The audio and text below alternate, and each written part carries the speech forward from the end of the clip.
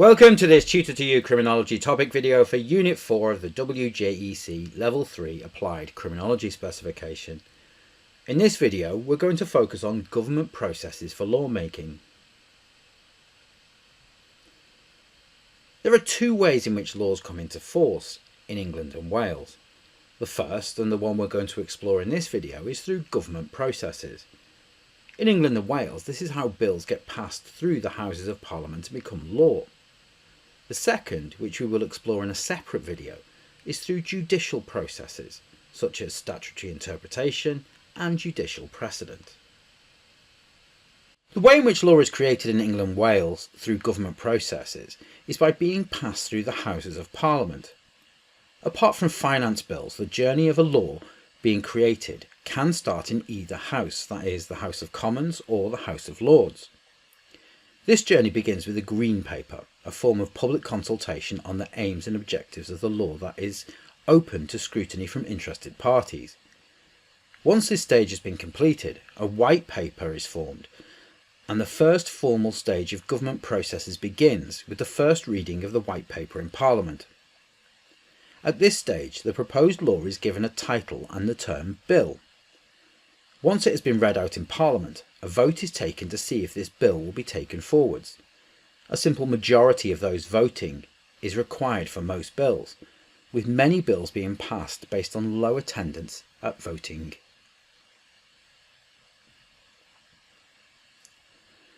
The next stage is for a second reading of the bill. This differs from the first reading, as whichever House of Parliament it is introduced in will be given the opportunity to debate the merits of the bill and any potential amendments or objections to the bill being put forward in the debate. Following the debate, which is often subject to time constraints, a second vote is passed, once again requiring a majority to take the bill forward to the next stage. This is the committee stage. This is where a collection of representatives, often from all parties represented in either house, will scrutinise the bill and look at potential impact and propose amendments to the bill. This provides a check against legislation that might be harmful or breach international laws or prior legislation. The next stage is for the committee to report back their findings to the full Houses of Parliament and suggest amendments to the bill to ensure that it is practically possible to carry out the law that has been suggested. This report is circulated amongst politicians that will vote on the bill in order for them to consider the implications of those they represent. Following the report stage, a third and final reading of the bill takes place in Parliament, complete with suggested amendments by the committee, if accepted. A third vote follows, and if passed, the process is complete in the House in which it was raised. The process is then repeated in the other House. For example, if a bill passes through the House of Commons, then the previous stages are completed in the House of Lords.